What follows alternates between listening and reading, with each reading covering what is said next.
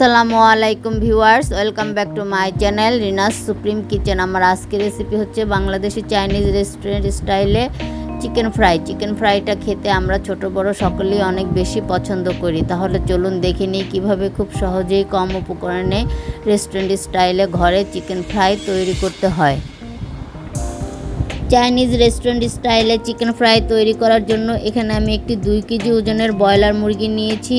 মুরগিটাকে কেটে ধুয়ে পানি ঝরিয়ে নিয়েছি। চিকেনের এই থায়ের অংশটাকেও আমি মাঝখান দিয়ে কেটে নিয়েছি, এতে করে মশলা মাখানোর সময় এগুলোতে মশলা ভালো করে ঢুকে যাবে। মুরগিটা একটু বড় তো এই জন্য কেটে নিয়েছি। আর এখানে আমি চিকেনের বুকের অংশটা ব্যবহার করিনি, ওটা দিয়ে আমি অন্য একটা রেসিপি করব। আপনারা ইচ্ছা করলে বুকের মাংসটাও নিতে পারেন। মাংসের এই পিসগুলোকে এখন আমি কাঁটা চামচের সাহায্যে কেচে নিব, এতে করে মশলা মাখানোর সময় এগুলোতে মশলা ভালো করে ঢুকবে এবং ভাজার সময় ভেতর থেকে ভালো করে সিদ্ধ হবে। আপনারা চাইলে ছুরির সাহায্যে চিড়ে নিতে পারেন, কিন্তু আমার কাছে মনে হয় কাঁটা চামচের সাহায্যে কেচে নিলেই এর ভিতরে ভালো করে মশলা ঢুকে যাবে। কাঁটা চামচের সাহায্যে চিকেনের আরও একটি পিস কেচে আমি আপনাদেরকে দেখাচ্ছি।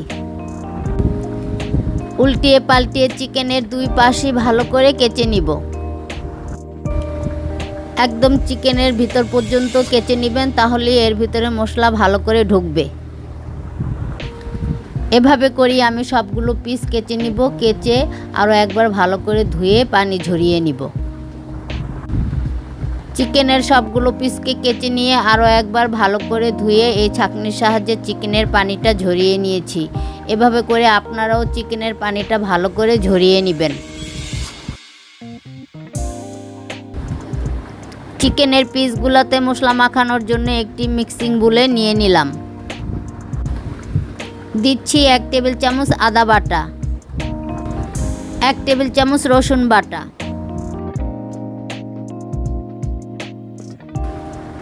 1.5 চা চামচ লাল মরিচের গুঁড়া। ঝাল আপনারা নিজেদের স্বাদ মতো ব্যবহার করবেন, তবে চিকেন ফ্রাইটা একটু ঝাল খেতেই বেশি ভালো লাগে। 1 চা চামচ ভাজা জিরার গুঁড়া,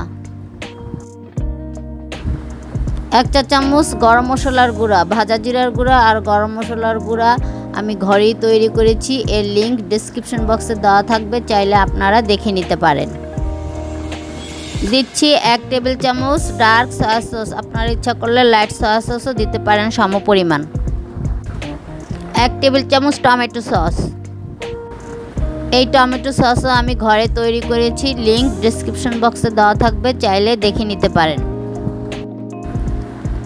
1 চা চামচ সাদা গোলমরিচের গুঁড়া, চাইলে এখানে সাদা গোলমরিচের পরিবর্তে 1 চা চামচ কালো গোলমরিচের গুঁড়াও দিতে পারেন। দিচ্ছি 1 টেবিল চামচ লেবুর রস। লেবুর রসটা অবশ্যই দিবেন, এতে করে চিকেনের যে এক্সট্রা গন্ধ থাকে সেটা চলে যাবে। চাইলে এখানে লেবুর রসের পরিবর্তে 1 টেবিল চামচ ভিনেগারও দিতে পারেন।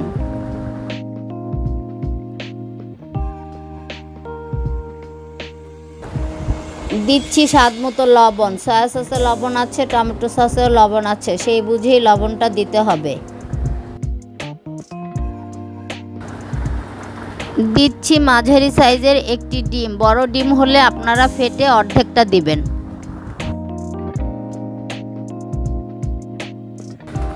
সব উপকরণ হাত দিয়ে এখন চিকেনের সাথে ভালো করে মেখে নিব। উল্টিয়ে পাল্টিয়ে ভালো করে মেখে নিব, যাতে চিকেনের ভিতর ভালো করে মশলা ঢুকে যায়।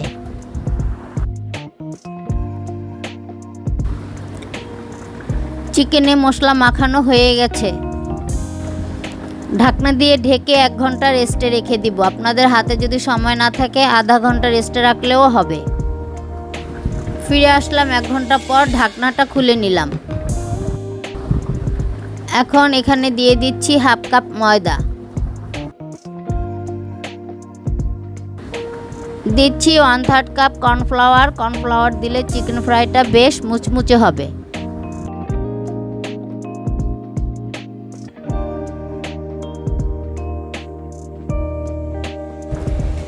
দিচ্ছি 1/2 চা চামচ টেস্টিং সল্ট। আপনারা যদি টেস্টিং সল্ট পছন্দ না করেন তাহলে এটা স্কিপ করতে পারেন।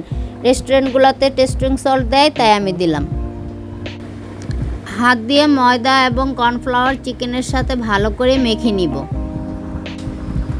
কর্নফ্লাওয়ার আর ময়দার মিশ্রণটা মুরগির গায়ে গায়ে যাতে লেগে থাকে। এই মিশ্রণটা বেশি পাতলাও হবে না, আবার ঘনও হবে না। বেশি ঘন হলে চিকেন ফ্রাইটা একদম মুচমুচে হবে না, তখন খেতে ভালো লাগবে না। ময়দা আর কর্নফ্লাওয়ারের মিশ্রণ চিকেনের সাথে ভালো করে মেখে নেওয়া হয়ে গেছে। এই যে দেখুন, এরকম করে মেখে নেবেন যাতে ময়দা আর কর্নফ্লাওয়ারের মিশ্রণটা চিকেনের সব দিকে সমানভাবে লেগে থাকে। এখন আমি চিকেনগুলো ভেজে নিব। চিকেনগুলো ভাজার জন্য মিডিয়াম আঁচে একটি পাত্রে পর্যাপ্ত পরিমাণ তেল ভালো করে গরম করে নিয়েছি। কিছু একটা ফেলে দেখছি তেল ভালো করে গরম হয়েছে কিনা। এভাবে করে নিচ থেকে যদি তাড়াতাড়ি ভেসে ওঠে তাহলে বুঝতে হবে তেল গরম হয়ে গেছে। হাই হিটে তেলটা ভালো করে গরম করে নিতে হবে। তারপরে মিডিয়াম থেকে লোয়ের মাঝামাঝি আঁচে চিকেনের পিসগুলো ভাজতে হবে। চুলার আঁচ মিডিয়াম আর লোয়ের মাঝামাঝি করে দিয়েছি। এই আঁচে এখন আমি চিকেনের পিসগুলো ভেজে নিব। এক এক করে চিকেনের টুকরোগুলো এখন তেলে দিয়ে দিচ্ছি। চিকেনের টুকরোগুলো একটা থেকে একটা আলাদা করে দিতে হবে, তা না হলে একটার সাথে একটা লেগে চিকেনের কোটিংটা খুলে যাবে। আজকে আমি সবগুলো চিকেন ভাজবো না, কয়েকটা ভাজবো আর কয়েকটা রেখে দিব। চিকেনগুলোকে মিডিয়াম আর লোয়ের মাঝামাঝি আঁচেই ভাজতে হবে। অতিরিক্ত আঁচে যদি চিকেনগুলোকে ভাজতে যান তাহলে চিকেনগুলোর উপর থেকে কালার চলে আসবে আর ভিতর থেকে কাঁচা থেকে যাবে। 2 মিনিট পরে চিকেনগুলোকে উল্টিয়ে দিচ্ছি। আজকের এই চিকেনগুলোকে আমি ডাবল ফ্রাই করব, তাই প্রথমবারে চিকেনগুলোকে আমি 6 মিনিট ভেজে নিব।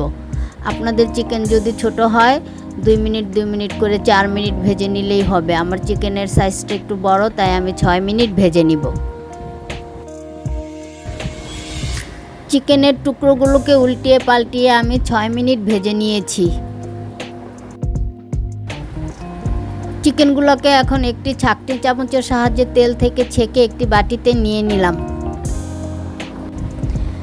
এগুলোকে কিছুক্ষণ ঠান্ডা করে দ্বিতীয়বার আরও 6 মিনিট আমি চিকেনগুলোকে তেলে ভেজে নিব। এই কয়েক পিস চিকেন আজকে আমি আর ভাজবো না। এগুলো এয়ারটাইট বক্সে করে আমি ফ্রিজে নর্মাল চেম্বারে রেখে দিব। 4-5 দিন ভালো থাকবে। আর যদি ডিপ ফ্রিজে রাখেন তাহলে এগুলো 1-1.5 মাস ভালো থাকবে। যখন খুশি তখন নামিয়ে নর্মাল করে ভেজে নিলেই হবে। কিছুক্ষণ সময় চিকেনগুলোকে ঠান্ডা করে নিয়েছি। এখন কাঁটা চামচ দিয়ে আরও একবার চিকেনগুলোকে আমি কেচে দিচ্ছি। এতে করে চিকেনগুলো ভিতর থেকে ভালো করে সিদ্ধ হয়ে যাবে।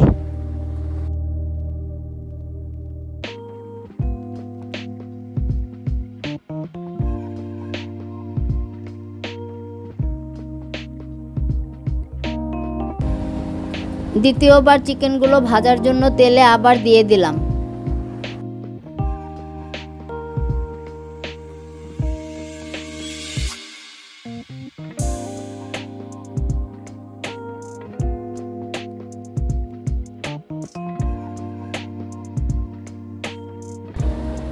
দ্বিতীয়বার চিকেনের টুকরোগুলোকে উল্টিয়ে পাল্টিয়ে 6 মিনিট ভেজে নিয়েছি। আপনারাও এভাবে করে চিকেন ফ্রাই করতে গেলে 2 বার করে ভেজে নেবেন। এতে করে চিকেন ফ্রাইটা বেশ মুচমুচে হবে। চিকেনগুলো আমার ভাজা হয়ে গেছে। এখন ছাঁকনি চামচের সাহায্যে তেল থেকে ছেঁকে একটি বাটিতে নিয়ে নিলাম।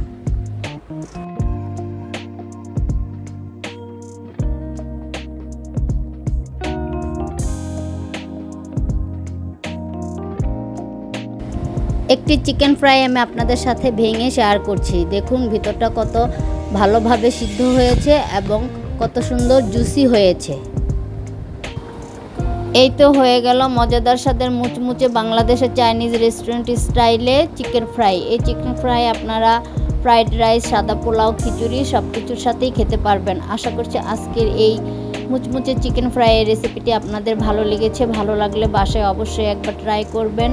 বন্ধুদের সাথে বেশি বেশি করে শেয়ার করবেন, একটা লাইক দিবেন, আমার চ্যানেলটিকে সাবস্ক্রাইব করে আমার পাশে থাকবেন আর পাশের বেলটি প্রেস করে রাখবেন। এতে করে আমি নতুন কোনো ভিডিও আপলোড দিলে আপনারা তার সাথে সাথে পেয়ে যাবেন। আবার দেখা হবে নতুন কোনো ভিডিও নিয়ে। আল্লাহ হাফেজ।